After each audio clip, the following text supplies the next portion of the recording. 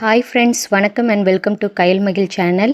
இன்றைக்கி நம்ம என்ன பார்க்க போகிறோம் அப்படின்னா, ஆடி மாதம் வரப்போகுது இல்லையா? அப்போ ஆடி மாதத்துக்கு முன்னாடி நம்ம என்னென்ன ப்ரீ-பிளான் பண்ணணும், அந்த மாதத்தில் என்னென்ன பண்ண வேண்டிய விஷயங்கள் இருக்குது அப்படிங்கிறத பற்றி ஒரு 7 முக்கியமான விஷயத்தை உங்களுக்கு நான் ஷேர் பண்ண போகிறேன். வீடியோவை ஃபுல்லாக பாருங்கள், ஸ்கிப் பண்ண வேண்டாம். மறக்காமல் லைக் அண்ட் சப்ஸ்கிரைப் பண்ணிடுங்க. இறை வழிபாட்டுக்கு முக்கியமான மாதங்களில் ஆடி மாதமும் ஒன்று. அதுவும் குறிப்பாக அம்மனுக்காண்டி நம்ம கும்பிடக்கூடிய மாதத்தில் ஆடி மாதம் தான் மிகவும் சிறப்பான மாதம். இந்த ஆடி மாதத்தில் தான் சூரியன் தட்சிணாய பயணத்தை தொடங்குறது. இதனால் பகல் நேரம் படிப்படியாக குறையும், இரவு நேரம் அதிகரிக்க தொடங்கும். இந்த ஆடி மாதத்தில் தான் தென்மேற்கு காற்று அதிகமாக வீசப்படும். பகல் நேரம் குறைவாகவும் இரவு நேரம் அதிகமாகவும் இருக்கிறதுனால தான் இந்த ஆடி மாதத்தில் நான்வெஜ் உணவுகளை தவிர்த்து இறை வழிபாட்டை அதிகமாக்கணும்னு நம்ம முன்னோர்கள் சொல்லியிருக்காங்க. இதனால் நம்ம உடலுக்கும் செரிமான பிரச்சனைகள் வராது. ஆடி மாதத்தில் நம்ம பண்ண வேண்டிய முதல் விஷயம், நம்மளோட குலதெய்வ கோயிலுக்கு போயிட்டு வரணும். குலதெய்வத்தோட அருள் இருந்தால் மட்டும்தான் நம்மளோட இஷ்ட தெய்வத்தோட அருளை நம்மளால் பெற முடியும். எனவே கட்டாயம் ஆடி மாதத்தில் நம்மளோட குலதெய்வ கோயிலுக்கு ஒரு தடவையாவது போயிட்டு வரணும். ஆடி மாதத்தில் நம்ம பண்ண வேண்டிய முதல் விஷயம் என்ன அப்படின்னா, வீட்டை சுத்தப்படுத்துறது. எந்த வீடு சுத்தமாக இருக்கோ அந்த வீட்டில் தான் மகாலட்சுமி குடியிருப்பாங்க அப்படின்னு சொல்லுவாங்க. அதனால ஆடி மாதம் பிறக்கிறதுக்கு முன்னாடி நம்ம கம்ப்ளீட்டாக டீப் க்ளீன் பண்ணணும் நம்ம வீட்டை. இது முக்கியமான விஷயம். இந்த டீப் க்ளீன் பண்ணும்போது நம்ம பண்ண வேண்டிய விஷயம் என்ன அப்படின்னா, கல் உப்பு, மஞ்சத்தூள், அப்புறம் ரோஸ் எசன்ஸ் இதெல்லாம் கலந்து வீட்டை எப்போதுமே துடைக்கணும். கல் உப்பு போட்டு வீடை க்ளீன் பண்ணும்போது வீட்டில் இருக்கக்கூடிய துர்சக்திகளை வெளியேற்றும் அப்படிங்கிறது ஐதீகம். அதுபோல் வீட்டில் இருந்து அகற்றக்கூடிய பொருள் என்னென்ன அப்படின்னு பார்த்தீங்கன்னா, உடைந்த கண்ணாடி, பிஞ்ச செருப்பு, அப்புறம் உடைந்து போன பொருட்கள் இதெல்லாம் நம்ம வீட்டில் பல நாளாக ஒரு ஒரு சாக்கில் அந்த மாதிரி வீட்டில் சேர்த்து வச்சுக்கிட்டு இருப்போம். அதெல்லாம் கண்டிப்பாக என்ன பண்ணிடணும் அப்படின்னா தூர போட்டுறணும். வீட்டில் எங்கெங்கே நூலாம்படை, அப்புறம் ஒட்டடை பூச்சி இதெல்லாம் இருந்ததுன்னா அதெல்லாம் கம்ப்ளீட்டாக க்ளீன் பண்ணிடுங்க. இதுதான் முதலாவது குறிப்பு. இரண்டாவது முக்கிய விஷயம் என்ன அப்படின்னா, ஆடி மாதத்தில் நம்ம அதிகமாக செலவிடக்கூடிய இடம் என்ன அப்படின்னு பார்த்தீங்கன்னா பூஜை ரூம் தான்.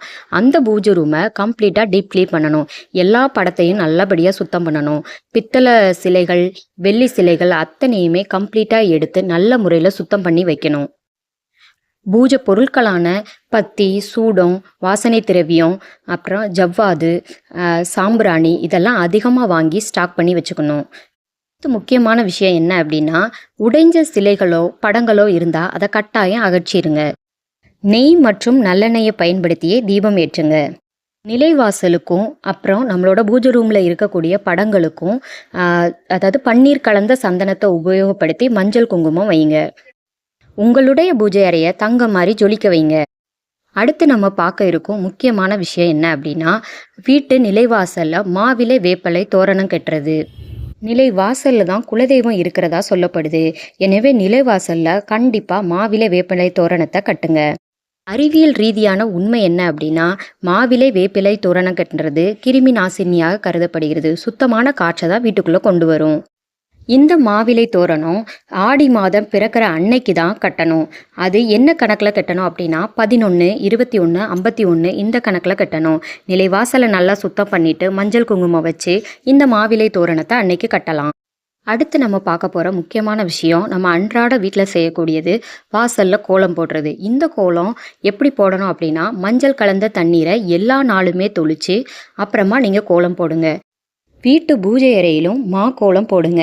அதாவது சரவணபவ அப்படிங்கிற கோலம், ஸ்வஸ்திக் சின்னமுடைய கோலம், தாமரை கோலம், அப்புறம் இந்த மாதிரியான கோலங்கள் அதிகமாக போடலாம்.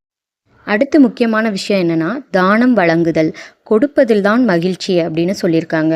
அதனால இந்த ஆடி மாதத்தில் நம்ம தானம் வழங்கலாம். உணவு தானமாகவும் இருக்கலாம், உடை தானமாகவும் இருக்கலாம். உங்களால் பெரிய அளவில் தானம் பண்ண முடியாட்லேயும் ஒரு 5 பேருக்கு 2 பேருக்கு இந்த மாதிரி உணவு வாங்கி கொடுக்கறது ரொம்பவே நல்லது இந்த மாதத்தில். இது நம்ம கர்மாக்களை போக்கும். ஆடி பூரம் அன்னைக்கு அம்மனுக்கு வளையல் அலங்காரம் பண்ணுவாங்க. அப்போ திருமணம் ஆனவங்க, திருமணம் ஆக போகிறவங்க, இந்த திருமண தடைகள்லாம் இருக்கிறவங்க, தீர்க்க சுமங்கலியாக இருக்கணும்னு நினைக்கிறவங்க எல்லாருமே என்ன பண்ணணும் அப்படின்னா, இந்த தாம்பூல அம்மன் முன்னாடி பூஜைக்கு கொடுத்து இந்த தாம்பூல பையை வரக்கூடிய தீர்க்க சுமங்கலி பெண்களுக்கு அன்பளிப்பாக நம்ம கொடுக்கணும். இதனால் நம்மளுக்கு இருக்கக்கூடிய திருமண தடை, தீர்க்க சுமங்கலியாக இருக்கக்கூடிய பாக்கியம் இதை எல்லாமே மகாலட்சுமி நம்மளுக்கு அருள் புரிவாங்க. அடுத்து முக்கியமான விஷயம் என்ன அப்படின்னா, நெய்வேத்தியம். இந்த ஆடி மாசத்துல அம்மனுக்கு உகந்த நெய்வேத்தியமான சர்க்கரை பொங்கல், சுண்டல் வகைகள், புளியோதரை, கூழ் காய்ச்சுதல் இதெல்லாம் எல்லா வெள்ளி செவ்வாய்க்குமே வீட்டில் செஞ்சு அம்மனுக்கு வச்சு நம்ம சிறப்பாக வழிபடணும். அடுத்து முக்கியமான விஷயம் என்னன்னா, அம்மனுக்கு அபிஷேகம் பண்ணுறது. இது வீட்டிலேயே எப்படி எளிய முறையில் 3 பொருட்களை வச்சு நம்ம எப்படியெல்லாம் பண்ணலாம் அப்படிங்கிறத சிம்பிளாக பண்ணி, அதற்கு ஆடை ஆபரணங்கள்லாம் அணிவித்து, அம்மனுக்கு பிடித்த விதமான நெய்வேத்தியங்கள்லாம் படைத்து, அம்மனுடைய சோஸ்திரங்கள், அதாவது லலிதா சரஸ்வரநாமம், 108 அம்மன் போற்றிகள் இந்த மாதிரி படிக்கிறது நல்லது. இந்த ஆடி மாதத்தோட சிறப்புகள் உங்களுக்கு பிடிச்சிருந்தது அப்படின்னா கைலி மகிழ்ச்சி சேனலை லைக் அண்ட் சப்ஸ்கிரைப் பண்ணிடுங்க. நன்றி.